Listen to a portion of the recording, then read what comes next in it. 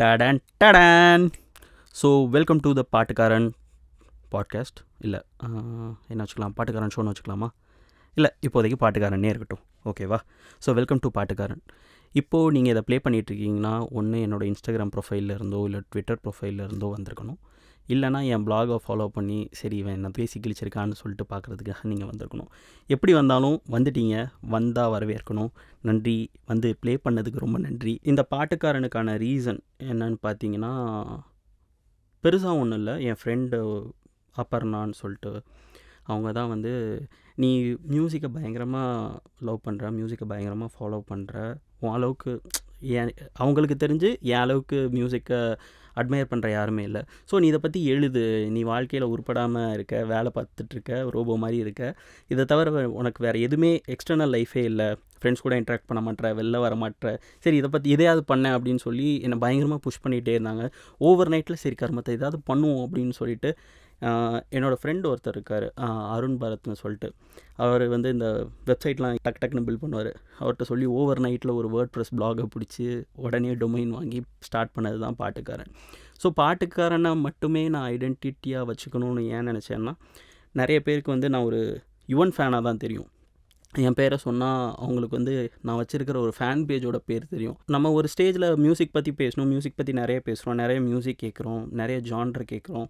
So அந்த ஃபேனுன்னு இருக்கிறனால நம்மளோட இசை மீதான கண்ணோட்டம் வந்து அதே மாதிரி இருக்கும். இவன் ரொம்ப பயாஸ்டாக இருப்பான் அப்படின்னு யாரும் நினச்சிருக்கக்கூடாதுன்னு சொல்லிட்டு தான் பாட்டுக்காரன்ற ஒரு ஐடென்டிட்டியை நான் க்ரியேட் பண்ணேன்னு சொல்லக்கூடாது, பாட்டுக்காரன் ஒரு ஃபேக் ஐடியில் சுற்றிட்டுருக்கேன்னு சொல்லணும்.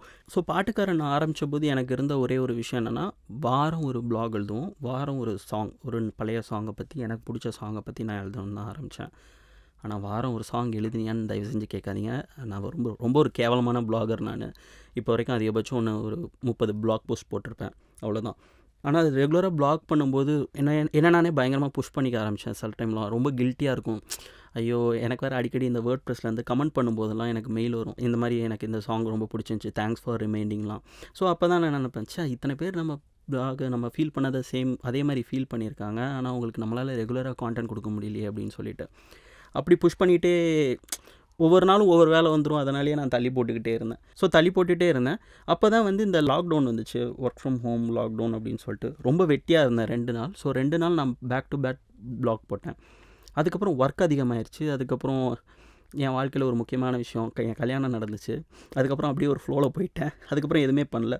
இப்போ சமீபத்தில் டெம்பிள் மக்கீஸ் விஜய் வரதராஜ் தான், நீ தயவு செஞ்சு பாட்காஸ்ட் பண்ணு, நீ எழுத மாட்டுற, உனக்கு டைம் கிடைக்க மாட்டேதுன்னு சொல்கிற, இல்லை உனக்கு நிறைய வேலை இருக்குன்னு சொல்கிற, தயவு செஞ்சு பேசி தொலை, டெய்லி ஒரு 10 நிமிஷம் எதையாவது பேசு, அதை பாட்காஸ்ட் பண்ணு அப்படின்னு சொல்லி என்னை பயங்கரமாக புஷ் பண்ணி பிரெயின் வாஷ் பண்ணி, அவர்கிட்ட இன்றைக்கி காலையில் கூட நான் மெசேஜ் பண்ணேன், என் வாய்ஸ் கேவலமாக இருக்குது, எல்லாம் கேவலமாக தான் இருக்கும், தயவு செஞ்சு நீ பாட்காஸ்ட் பண்ணு அப்படின்னு சொல்லி ஒரு புஷ் கொடுத்தாரு. அதனால தான் இன்றைக்கி பாட்காஸ்ட்டில் நான் உங்களை மீட் பண்ணுறேன். இல்லை, நீங்கள் என்ன கேட்டுட்ருக்கீங்க. ஸோ ஆரம்பிக்கலாமா? எல்லாருக்குமே சின்ன வயசுலேருந்து மியூசிக் ரொம்ப இம்பார்ட்டன்ட். சொல்லப்போனால் நம்ம அம்மா தான் நம்மளுக்கு தெரிஞ்ச ஒரு ஃபர்ஸ்ட் கம்போசராக இருந்திருப்பாங்க, ஃபர்ஸ்ட் சிங்கராக இருந்திருப்பாங்க. ஸோ அவங்க தாலாட்டு கேட்டு தான் நம்ம வளர்ந்துருப்போம். தாலாட்டு கேட்காத குழந்தைகளே இருந்திருக்க முடியாது, அப்படி கூட நம்ம சொல்லலாம். பட் எனக்கு எங்கள் அம்மா தாலாட்டு பாடினதை விட நான் கண்ணே கலைமானி கேட்டு வளர்ந்தது தான் ஞாபகம் இருக்குது. எங்கள் சித்தப்பா சின்ன வயசில் வந்து அவர் தோளில் என்னை போட்டுட்டு கண்ணே கலைமானவை பின்னாடி பேக்ரவுண்டில் ப்ளே பண்ணிவிட்டு அப்படி திண்ணையில் அப்படி நடப்பாங்களாம். நான் சாங் முடியும் போது தூங்கியிருப்பேன். நான் இப்படி சொல்லி தான் சாங்குக்கும் எனக்குமான ஒரு ரிலேஷன்ஷிப்பை ஃபஸ்ட்டு எங்கள் அம்மா சொன்னாங்க. நான் கொஞ்சம் வளர்ந்த பிறகு தான் எனக்கு இது தெரிஞ்சுது. சின்ன வயசுலேயே பாட்டு கேட்குறதுல வந்து ஒரு பெரிய அந்யோன்யம் ஏற்படும். நமக்கு தெரியாமையே நம்ம தாளம் போடுவோம், காலாடுவோம், டான்ஸ் ஆடுவோம். ஸோ ஒரு குழந்தையோட கலை நயத்தை ஊந்துதலுக்கு வந்து இசை ரொம்ப முக்கியம்னு நான் நினைக்கிறேன். மியூசிக் வந்து ஒரு யூனிவர்சல் லாங்குவேஜுங்க. நம்மளால் அதை வந்து எப்படி டிஃபைன் பண்ணணுன்னு நம்மளால் சொல்லவே முடியாது. ஃபார் எக்ஸாம்பிள், நம்ம பிறக்கும்போது நமக்கு மொழி தெரியாது. நம்மளோட அதிகபட்ச வார்த்தை திறன் பார்த்திங்கன்னா அம்மா இருந்திருக்கும், அப்பா இருந்திருக்கும், சாப்பாடை பற்றி ஏதாவது கேட்குறதுக்கு சின்ன சின்ன வார்த்தைகளாக இருக்கும். ஆனால் இசைன்னு வரப்போ நம்ம தாளம் போடுறதும், நம்மளே அறியாமல் கையால் ஆட்டுறதும், நடனம் ஆடுறதும், ஒரு குழந்தையிலேருந்தே அது வந்து ஒரு ஃப்ளோவாக வந்துட்டுருக்கு. உண்மையை சொல்லணுன்னா நான் சின்ன வயசுலேருந்தே மியூசிக் கேட்டு தான் வளர்ந்தேன்னு நான் பொய் சொல்ல விரும்பலை. ஒரு டிப்பிக்கல் 90s மிடில் கிளாஸ் ஃபேமிலியில் எந்த அளவுக்கு ஒரு மியூசிக் இருக்குமோ அதுதான் எனக்கு இருந்துச்சு. அப்பப்போ பக்கத்து வீட்டில் டேப் ரெக்கார்டர், அப்புறம் ஒளியும் எப்போவாது படம் பார்க்குறது. ஸோ இது மாதிரி தான் நான் மியூசிக்கு என் லைஃப்பில் இருந்துச்சு. ஸோ எனக்கு விவரம் தெரிஞ்சு நான் கேட்டு ரசித்து திரும்ப திரும்ப கேட்ட பாட்டு நான் வந்து காதலன் படத்துலேருந்து ஊர்வசி தான். அந்த சாங்னாலேயா இல்லை அந்த விஷுவல்னாலேயா சொல்ல சின்ன குழந்தைங்களுக்குலாம் வந்து இந்த கார் மேலே பஸ் மேலெலாம் ஒரு ஃபேசினேஷன் இருக்கும். அந்த பாட்டில் வேறு பயங்கர பிரம்மாண்டமாக கண்ணாடி பஸ் மேலெலாம் டான்ஸ் ஆடுவாங்க. ஸோ அதை பார்க்குறதுக்காகவே ரிப்பீட்டடில் நான் அந்த வீடியோ சாங்லாம் பார்த்துருக்கேன். ஸோ அதுதான் வந்து எனக்கு விவரம் தெரிஞ்சு நான் அடிக்கடி கேட்ட ஒரு பாட்டுன்னு சொல்லலாம். எனக்கு அப்போ இருந்த ஷசாம், சவுண்ட் ஹவுண்ட் என்ன வேணால் சொல்லலாம். அது எங்கள் அம்மா தான். எங்கள் அம்மாக்கிட்ட ஏதாவது ஒரு பாட்டை ஹம் பண்ணால் அந்த பாட்டை பற்றி ஒரு ட்ரிவியா சொல்லுவாங்க. அது என்ன படம் சொல்லுவாங்க, யார் நடித்ததுன்னு சொல்லுவாங்க. ஸோ எங்கள் அம்மா, சித்தி அவங்களோட ஹெல்ப்போடையே வந்து நான் நிறைய பழைய மியூசிக்கும் கேட்க ஆரம்பித்தேன். இளையராஜா, எம்எஸ்வி. ஸோ இதெல்லாமே எனக்கு இன்னும் நல்லா ஃப்ரெஷ்ஷாக இருக்கிற ஒரு மெமரி சொல்லணுன்னா, எங்கள் வீட்டில் ஒரு கேசட் பிளேயர் வாங்கினது தான். நல்லா ஞாபகம் இருக்குது. ஒரு 1999 எங்கள் அப்பா வந்து ஒரு நல்ல மழை பெய்கிற அன்றைக்கி ஒரு ஃபிலிப்ஸ் கேசட் பிளேயர் வாங்கிட்டு வந்தாங்க. அது வாங்கிட்டு வரும்போது 4 கேசட் கூட இருந்துச்சு. அலைப்பாயுதே, கண்டு கொண்டேன், முதல்வன் அண்ட் கரிசக்காட்டு பூவே, 3 ரஹ்மான் அண்ட் ஒரு இளையராஜா. அந்த நாள் வந்து என்னால் மறக்கவே முடியாது. ஸோ ஃபர்ஸ்ட் டைம் ஒரு புது cassette player with new set of music, இப்போ வெளியில் ரொம்ப பாப்புலராக இருக்கிற மியூசிக்கோட கேசட் வீட்டில் இருக்கும்போது அது ரொம்ப எனக்கு ரொம்ப பிரமிப்பாக இருந்துச்சு, பிரம்மாண்டமாக இருந்துச்சு. அந்த கேசட் பிளேயர் வீட்டுக்கு வந்த பிறகு டெய்லி கேட்டுட்ருப்பேன். டெய்லி அட்லீஸ்ட் ஒரு 2 மணி நேரம் எனக்கு அதில் போகும். நான் இப்போ வந்து 4th ஸ்டாண்டர்டோ 5th ஸ்டாண்டர்டோ படிச்சுட்டு இருந்தேன். ஸோ கேசட் பிளேயரில் சாங் கேட்டுட்டு இருக்கும்போது ஸ்பீக்கர் பக்கத்துலேயே உட்காந்து பார்த்துட்ருப்பேன். அந்த ஸ்பீக்கர் எப்படி வந்து வைப்ரேட் ஆகுது, அது வந்து எனக்கு ரொம்ப பயங்கர ஃபேசினேஷனாக இருக்கும். ஸோ 90s பார்த்திங்கன்னா அதுக்கப்புறம் இன்னொரு முக்கியமான விஷயம் மிக்ஸ் டேப்ஸ் எல்லாருமே பண்ணியிருப்பாங்க. அந்த டைமில் தான் வந்து இந்த மிக்ஸ் டேப்ஸ் பண்ணுற கல்ச்சருக்கும் எனக்கு தெரிய ஆரம்பிச்சிது. பூவெல்லாம் கேட்டுப்பார், குஷி, தீனா, பிரியமானவளே, துல்லாத மனமும் துள்ளும், முகவரி, வாலி, உன்னை கூட என்னை தருவேன், அப்பு, பெண்ணின் மனதை தொட்டு, பார்த்தேன் ரசித்தேன், ரிதம், தெனாலி, இதெல்லாம் டக்குன்னு ஞாபகம் வர ஒரு ஃபிலிம் டைட்டில்ஸ் அந்த டயத்தில் வந்து கேசட்டு அப்படின்னு பேசும்போது. ஸோ என்னோடய பாக்கெட் மணி எல்லாமே மியூசிக்கும் கேசட்காகவுமே போயிட்டு இருந்துச்சு. மிக்ஸ் டேப் பண்ணுறது அது இதுன்னு. ஆக்சுவலாக ஊருக்கு ஒரு 4-5 கேசட் கடை இருக்கும். அந்த கேசட் கடையில் ஒரிஜினல் கேசட்ஸ் விற்கிதோ இல்லையோ செலக்டடாக சாங்ஸ் பிக் பண்ணி நம்ம கொடுத்தோன்னா ரெக்கார்ட் பண்ணி கொடுப்பாங்க. ஸோ அந்த மாதிரி மிக்ஸ் டேப்ஸ்லாம் நான் நிறைய பில்ட் பண்ணி வச்சுருந்தேன். அது ஒரு பெரிய கலெக்ஷனாக கூட இருக்கேன்ட்ட. அதுக்கப்புறம் ஒரு பெரிய மியூசிக்கில் தமிழில் வந்த ரெவல்யூஷன் சொல்லணுன்னா எஃப்எம்ஸ் 2003 நினைக்கிறேன். சூரியன் எஃப்எம் லான்ச் ஆச்சு திருநெல்வேலியில். ஸோ தென்காசியில் இருக்கும்போது ஆஃபியஸாக எனக்கு சூரியன் எஃப்எம் த்ரூ தான் நான் நிறைய மியூசிக் கேட்க ஆரம்பித்தேன். சூரியன் எஃப்எம்னாலே எனக்கு ஞாபகம் வர சாங்ஸ் வந்து லேசா லேசாவும் 12பியும் தான். ஸோ அந்த சாங்கை போட்டு தேய்ன்னு தேய்ச்சாங்க. அதுக்கப்புறம் 2004 நான் திரும்ப பஞ்சாப் போயிட்டேன். பஞ்சாபில் வந்து அப்போ தான் வந்து சிடிஸ் மெதுவாக மார்க்கெட்டுக்குள்ளே வருது. ஆனால் அப்போ வந்து பஞ்சாபில் தமிழ் மியூசிக், இப்போவும் பஞ்சாபில் பெருசாக தமிழ் மியூசிக் யாரும் கேட்குறதில்ல. அப்போ ரொம்பவே கம்மி. ஸோ கேசட், சிடிஸ் எதுவுமே கிடைக்காது. ஸோ 6 மாதத்துக்கு ஒரு தடவை நாங்கள் தென்காசி வந்துட்டோ இல்லை சென்னை வந்துட்டோ போகும்போது நான் அப்போ இங்கே இருக்கிற சொந்தக்காரங்கள்ட்ட சொல்லிடுவேன். ஸோ அவங்க ஃப்ரெஷ்ஷாக ரெக்கார்ட் பண்ணி வச்சுருப்பாங்க மிக்ஸ் டேப்ஸ். ஸோ அதை எடுத்துகிட்டு போயிடுவேன்.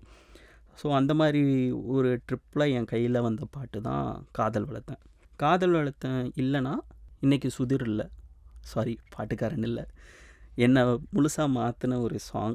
முழுசாக மாற்றின சாங்னால் வந்து நீங்கள் அப்போ ஒரு சின்ன பையன், அப்போ என்ன ஒன்று மாற்றுச்சு அப்படின்னு நீங்கள் எல்லாம் கேட்கலாம். பெருசாக மாற்றுறதுக்கு ஒன்றும் இல்லை. ஒரு சாங் ஒரு ஃபேசினேஷன் கொடுக்கும் இல்லையா. இது எப்படி இவங்க பாடினாங்க, இது எப்படி இந்த வரி எழுதுனாங்க, இது நம்மளை ஏதோ பண்ணுது. அதாவது காதல்ன்ற ஒரு உணர்ச்சி புரியாமலேயே காதலோட வழி எனக்கு புரிய வச்ச பாட்டு தான் வந்து காதல் வளர்த்தேன். அந்த சாங்குக்காக நான் சிம்புவுக்கோ முத்துக்குமாருக்கோ யுவன் சங்கர் ராஜாவுக்கோ நான் காலம் பூரா கடமைப்பட்டிருக்கேன். அந்த பாட்டு வந்து என்னை ரொம்ப டிஸ்டர்ப் பண்ண ஒரு பாட்டுனா நான் அதை தான் சொல்லுவேன். ரிப்பீட்டில் கேட்டு அந்த பாட்டு எனக்கு பண்ணுற ஒரு விஷயத்த என்னால் கடைசி வரைக்கும் யார்கிட்டையும் இப்போ வரைக்குமே என்னால் முழுசாக எக்ஸ்ப்ரெஸ் பண்ணவே முடியாதுன்னா அது நான் காதல் வளர்த்தேன்னு தான் சொல்லுவேன். யார் இந்த பாட்டை பண்ணா அப்படின்னு தேடுறப்போ தான் வந்து யுவன் சங்கர் ராஜா அப்படின்னு இருந்துச்சு. இவர் என்ன வேறு படம் பண்ணியிருக்காரு அப்படின்னு பார்க்கும்போது தான் என்னோடய சர்ப்ரைஸ் பூவெல்லாம் கேட்டுப்பார், தீனா எல்லாமே யுவன் பண்ணாதான். ஸோ இதெல்லாம் எனக்கு தெரியாமலே நான் யுவன் ஃபேனாக இருந்த காலங்களை எனக்கு ஞாபகப்படுத்துச்சு. ஸோ சின்ன வயசுலேருந்தே நான் ஒரு யுவன் ஃபேன் தான். ஸோ நான் என்றைக்குமே ஒரு பாட்டை வந்து என்னை விட்டு தள்ளி வச்சதே கிடையாது. ஐயோ இந்த பாட்டு நம்ம ரொம்ப கேட்டுட்டோன்னு அந்த பாட்டை விட்டு தள்ளி போனது கிடையாது. ஆனால் வாலண்டியராக கொஞ்ச நாள் சில பாடல்களை நான் கேட்காம இருந்திருக்கேன். ஏன்னா சில பாடல்கள் கேட்கும்போது முன்னாள் காதலியோட ஞாபகம் வரும், அவங்க கூட ஏதாவது ஷேர் பண்ணியிருக்க மெமரிஸ் வரும், அது ரொம்ப கஷ்டமாக இருக்கும்னு சொல்லிட்டு அந்த பாடல்களை நான் கேட்காம இருந்திருக்கேன். ஆனால் திரும்ப ரொம்ப நாள் கழித்து அந்த பாட்டை கேட்கும்போது ஒரு சிரிப்பு, ச்சே என்ன தான் கஷ்டமாக இருந்தாலும் அந்த அந்த தருணம் எனக்கு அது சந்தோஷமாக இருந்துச்சு. ஆயிரம் தான் இருந்தாலும் அவங்க என்னோட அந்த சந்தோஷத்தில் அவங்க பங்கெடுத்திருக்காங்கங்கிற ஒரு ஒரு புன்சிரிப்போடு நான் நகர்ந்து போயிடுவேன். எந்த பாட்டையுமே நான் இப்போ வரைக்கும் தள்ளி வச்சது கிடையாது. ஆனால் எனக்கு வந்து புது மியூசிக் கேட்குறதுக்கான தேர்ஸ்ட் வந்து கம்மியாகவே இல்லை இன்றைக்கு வரைக்கும். இன்றைக்கும் ஏதாவது ஒரு ரேண்டம் ஸ்ட்ரேஞ்சர் என்கிட்ட வந்து நீ இந்த பாட்டு கேட்டிருக்கியா அப்படின்னு கேட்டால் கேட்கலையேன்னு சொல்லிவிட்டு அந்த பாட்டை கேட்பேன். அந்த பாட்டு எனக்கு பிடிச்சிச்சுன்னா நான் இம்மீடியட்டாக அவங்கள்ட்ட வெக்கத்தை விட்டு கேட்குற ஒரே ஒரு விஷயம், தயவு செஞ்சு எனக்கு ஒரு ப்ளேலிஸ்ட் பண்ணி கொடுங்க உங்களோட ஃபேவரட் சாங்ஸ்னு சொல்லுவேன். சில தரித்திரம் பிடிச்சவனுங்க கடைசி வரை கொடுக்கவே மாட்டானுங்க. அதில் அவனுக்கு அவ்வளோ சந்தோஷம்னு எனக்கு புரியவே இல்லை. ஆனால் சில ஷேர் பண்ணும்போது இட் ஃபீல்ஸ் ஸோ ஸ்பெஷல் இல்லை. ஏன்னா ஒருத்தவங்களுக்கு பிடிக்கிற சாங் வந்து அது வெறும் சாங் மட்டும் இல்லை, அந்த சாங்குக்குள்ளே வந்து 1000 இருக்கும், அவங்களுக்குள்ளே ஒரு ஸ்டோரிஸ் இருக்கும் ஒவ்வொரு சாங்குக்குள்ளேயும். அது ரொம்ப பர்சனலான ஒரு விஷயம். நீங்கள் நிறையா மியூசிக் ஷேர் பண்ணணுன்னு நினைக்கிறேன். தயவு செஞ்சு உங்கள் ஃப்ரெண்ட்ஸ் கூட, உங்கள் அப்பா அம்மா கூட, யாருக்கெல்லாம் மியூசிக்கில் இன்ட்ரெஸ்ட் இருக்கோ உங்களுக்கு பிடிச்ச மியூசிக்கை ஷேர் பண்ணுங்கள். மியூசிக்கும் எனக்கும் இருக்கிற கனெக்ஷனை பற்றி நான் சொல்லணுன்னா கண்டிப்பாக வந்து ரொம்ப ஒரு ஃபேசினேட்டிங்கான விஷயம் தான் சொல்லணும். சின்ன வயசில் நான் படித்து வளர்ந்த இடத்துக்கும் இன்றைக்கி நான் இசைத்துறையில் சினிமா துறையில் ஒரு சின்ன வேலை பார்த்துட்ருக்கேன். ஸோ எங்கேயோ இருந்த ஒரு பையனை இங்கே வரைக்கும் ட்ராவல் பண்ண வச்சுருக்குதுன்னா அது கண்டிப்பாக மியூசிக்கும் ஃபிலிம்ஸ்னாலேயும் தான் நான் சொல்லுவேன். அதுக்கு கண்டிப்பாக ஒரு 3 பேர் இருக்காங்க. ஒன்று யுவன் சங்கர் ராஜா, ஒன்று நாமுத்துக்குமார், இன்னொன்று செல்வராகவன். இவங்க 3 பேரோட ஒர்க்கை பார்த்து வியந்து எப்படி ஒருத்தங்களால் இப்படியெல்லாம் யோசிக்க முடியும், எப்படி இந்த ஒர்க் பண்ணுறாங்க, இவங்க 3 பேரையும் எப்படியாவது பார்த்துடணும், இவங்க 3 பேர் கூட எப்படியாவது வேலை பார்த்துடணுன்ற ஒரு தேடல் தான் வந்து நான் இன்றைக்கி இவங்க வந்திருக்கேன். லக்கிலி இவங்க 3 பேரையும் நான் சம்மதிச்சிட்டேன். இவங்க 3 பேர் கூடயும் நான் கொஞ்சம் வேலை பார்த்துருக்கேன். அது வரைக்கும் பெரும் மகிழ்ச்சி தான். ஸோ இசை வந்து எப்படின்னா உங்களுக்கு தண்ணி மாதிரி தான். நீங்கள் எவ்வளோ குடித்தாலும் உங்களுக்கு தேவைப்பட்டுக்கிட்டே இருக்கும். இது நான் நிறைய பாட்டு கேட்டேன்லாம் சொல்லவே முடியாது. நீங்கள் வந்து கேட்காத இசை நிறையா இருக்குது. நான் தமிழ் பாட்டு மட்டுமே கேட்டுட்டு இது செம்ம அப்படி இப்படின்லாம் நான் நினச்சிட்டு இருக்கும்போது தான் நான் மற்ற லாங்குவேஜஸில் மற்ற பெரிய பெரிய கம்போசர்ஸ்லாம் பண்ணுறதை கேட்கும்போது எதுவுமே சின்னது தான். ஆர்ட்டை பொறுத்த வரைக்கும் நத்திங் இஸ் டூ மச். நீங்கள் கேட்குற இல்லை நீங்கள் ரசிக்கிற நீங்கள் பார்க்குற எல்லா விஷயமே ஒரு துளி அளவு தான். இந்த ஷோவில் என்ன இருக்க போகுது அப்படின்னா கண்டிப்பாக நிறைய இசை தமிழ் மட்டும் இல்லை, எந்த மொழியாக இருந்தாலும் நல்ல இசை இருக்குன்னா அதை பற்றி நம்ம கண்டிப்பாக பேசுவோம். எனக்கு பிடிச்ச பாடல்களை பற்றி பேசுகிறது மட்டும் இல்லாமல் நிறைய ஆர்டிஸ்ட் கூடவும் கொலாபரேட் பண்ண போகிறோம். நிறைய என்ன மாதிரி மியூசிக் வெறியர்களை கூட்டு வந்து நான் அவங்க கூடயும் நான் பேசணுன்னு ஆசைப்பட்றேன். So stay tuned.